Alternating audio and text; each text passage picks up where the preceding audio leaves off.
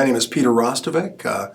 I'm a husband, a father, a grandfather. I practice law here in the city of Windsor, but I'm also a writer and an actor, and I am the Poet Laureate for the city of Windsor.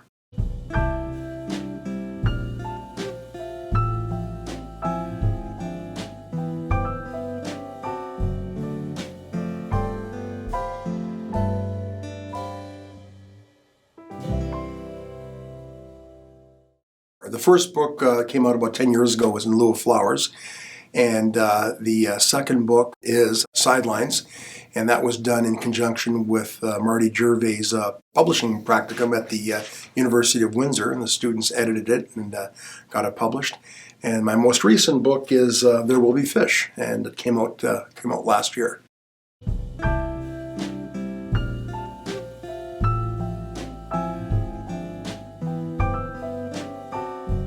Well, of course, it starts with the germ of an idea, and sometimes I might make a few notes and then put them away and realize 3 years later that I wrote these notes.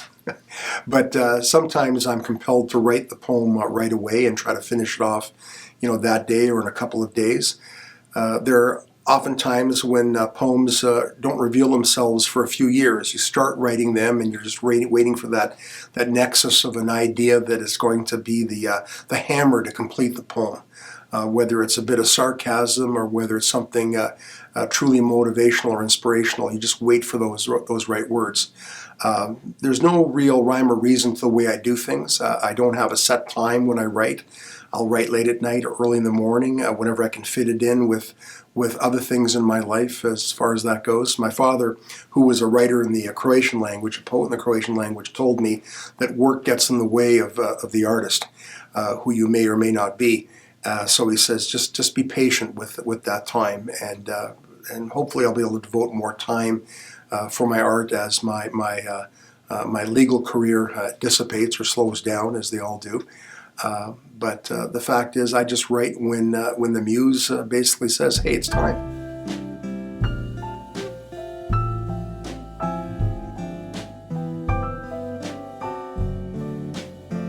My father, in addition to being a writer, and a poet, was a journalist in Croatia, and or the former Yugoslavia, as it was then called. And he worked for publishing companies, and because he was such a news hound, news was always on in our home.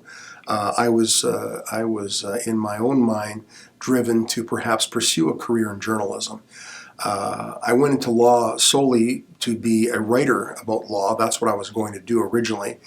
And that's a whole another segment discussion we won't get into. But the fact of the matter is, because there was always art in our home, there was books, discussion of books. My father was 48 when I was born. We didn't have much of a father-son, let's play ball, sort of thing. And being an immigrant as well, too, he thought academics were more important than sports. Didn't understand my love for baseball, but that's another story.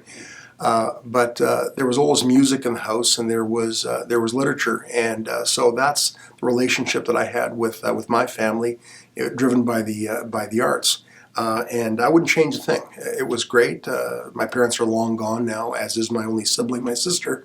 But we were raised in a household where there was always communication, language, discussion, and in a confident but pleasant manner. Because my father used to say that's the basis of family, getting along and understanding each other and sharing.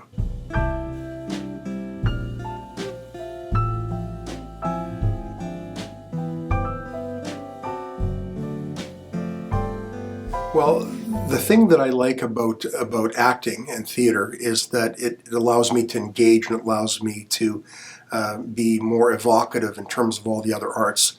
As a person who stands up and does a lot of speaking, both professionally and because of drama, it's given me an angle in terms of how I interpret my own poetry. It's one thing to write, poetry, but it's how you perform it, and I do love and enjoy performing my poetry. I often tell people, if they pick up my book, make sure you read it out loud, and sometimes stand by a lake, and in the open air and the fresh air, and just bellow it out, and you'll get a certain sense, of the language. you can't understand Shakespeare, for example. And as my Shakespeare professor, Eddie Pappert, once said in university, he said, until you read it out loud. You read it out loud, you understand it better. Well, you can do that with a variety of different poets, no matter if it's something as simple as, E. Cummings, say, for example, short poems that hit hard. Read them out loud, you get another sense of it. Billy Collins, his work. Margaret Atwood, if you read, her collections of poetry there. P.K. Page, the names go on forever in terms of what we have. And even our own Marty Gervais. Read the poems out loud, you get a real sense of what the writer is striving.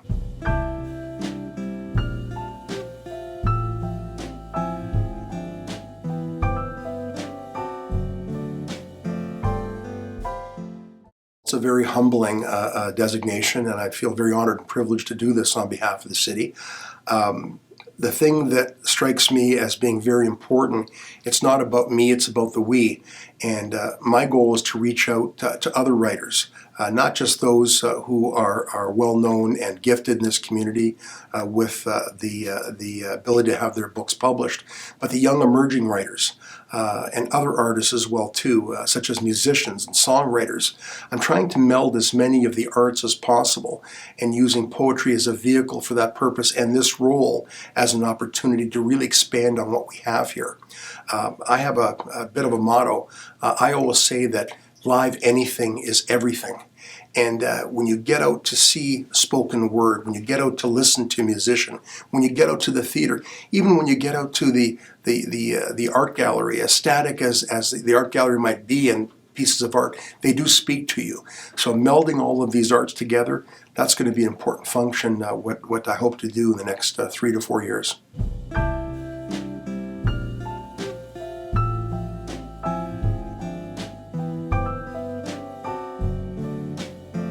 I know that we have 104 languages spoken here in our community, people who've come from 150 different countries. And it's amazing to me that you can look down the street and you can see people from all walks of life, from every region on this planet, and say, yeah, Windsor has a special place. It's a welcoming place. And how many people have said about Windsor Essex, as I like to call it, because the region is bigger, this beautiful peninsula, which we all share. And people say, people are friendly down here. It's one of the friendliest places in Canada. That's a wonderful accolade, about our community.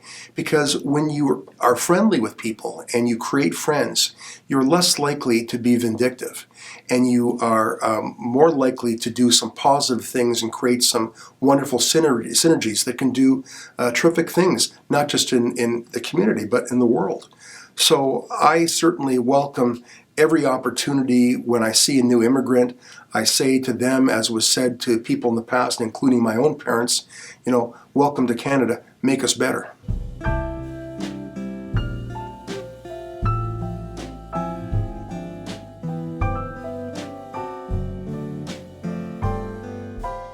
The thing that you need to do, and it's not just whether you want to be a poet or a published author, whoever you are, you all have stories. All of you have stories out there, and I say to you, write them down. Share your stories, because it's important. How many times have we heard, oh gee, Uncle Harry passed away or Aunt Louise died, and we never got to talk to her about what encourage them, will inspire them. We lost all those great recipes. Or what about those things that we did in the past, all those wonderful traditions? It all comes and stems from the storytelling. Storytelling has been with us for millennia, right? It goes back to even before the printed page became the thing. But because we have the ability and the facility to write these things down, to store them in computers, to share them, quickly, social media, whether you like it or not, is an example of storytelling that can be used for positive purposes. So I encourage young people and older folks as well too. I was in a seniors home just recently talking to some seniors who have some stories. Write them down or share them with someone who can write them down for you. That's very, very important. And I think all you can do to encourage people is just remind them that we all have a story to tell, no matter who we are. And it's important. It's the fabric of who we are.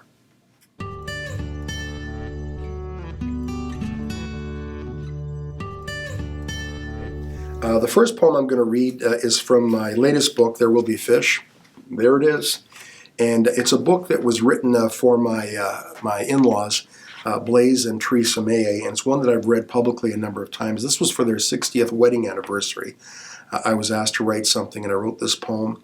And we lost Blaise, my father-in-law, last year, and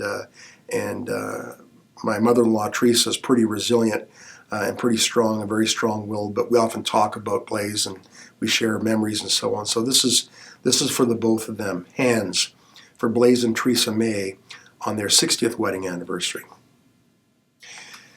They hold hands, husband and wife, lover and friend. They hold hands with aged, curved fingers that mesh knowingly. They hold hands by habit and experience, like drawing a breath. His hands rolled paint, swung milk cartons from a truck, pushed broomed classrooms clean. Her hands cooked and baked, and canned and baked, and shopped and baked. His hands built houses, tool sheds, porch swings, and tin can airplanes by the dozens. Her hands worked, sewed and organized, wrote letters and cards, healed, held, and loved.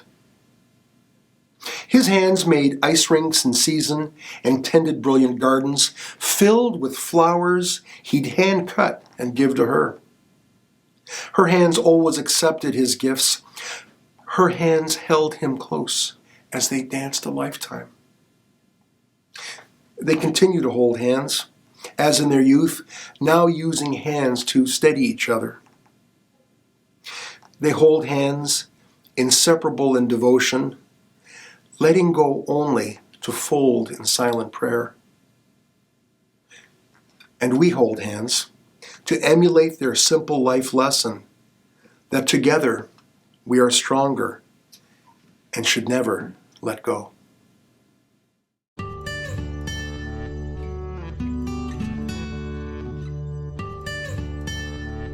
I'd like to read another poem, and this is from the latest book done with the city of Windsor, and it's called In the Middle Space.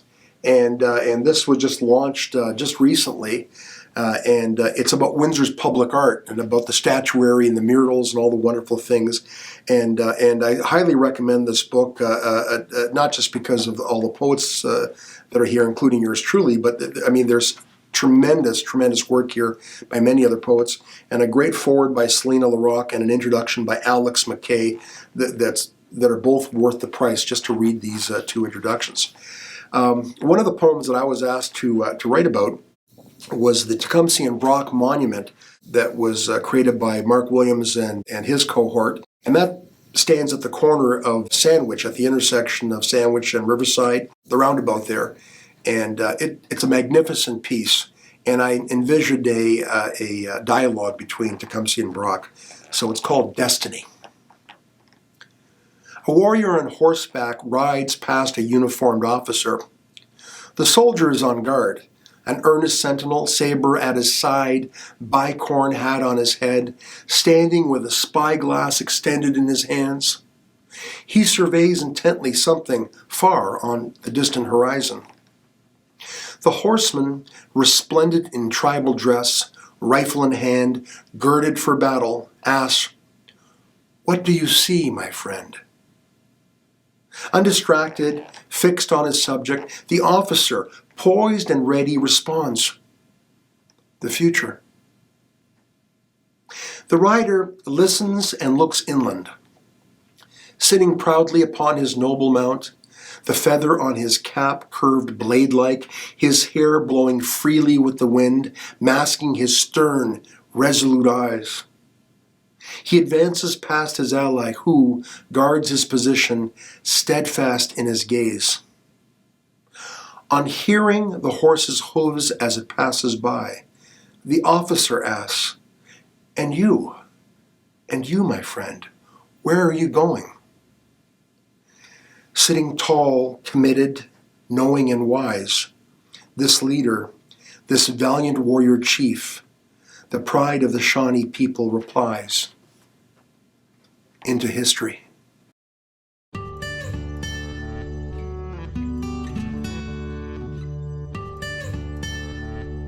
Hope you enjoy the books, and hope you enjoy all the writers we have in this community. We are blessed with so many good writers. If you get down to a bookstore to buy their books or borrow from this magnificent library that we have a lot of these books on file here. Look up the local writers, see what they have to offer, enjoy, and share. The most important thing in the sharing is it creates inspiration. And speaking of inspiration, I'm going to read this poem about our community. It's called, "And This We Build." In a big country, you can dream big dreams, raised on the promise of chance and opportunity. Nurtured by inspiration, stimulation, motivation, you can rise with the sun and sleep with the moon and live in between extremes. In a free country, you learn the language of the street. Tough it out with the boys and leave behind your broken toys. Learn a trade and do a job and labor till it's late. Grow to be a man and march to your own beat. Work as hard as you desire, kindled by a fire that brands your passionate soul. In a great country, you can choose to toil as hard as you wish, take risks, tempt fate, build foundations, hoist possibilities, shoulder burdens, run the race, finish first or last or somewhere in between. In a big country, you survey the land, breathe deeply and share a dream. You can build a team and raise a flag and lift a flagging spirit with song on a day intended for brilliance. In a good country, big and bold, it is the people who sing, the people who believe in their country, big and beautiful and built to last.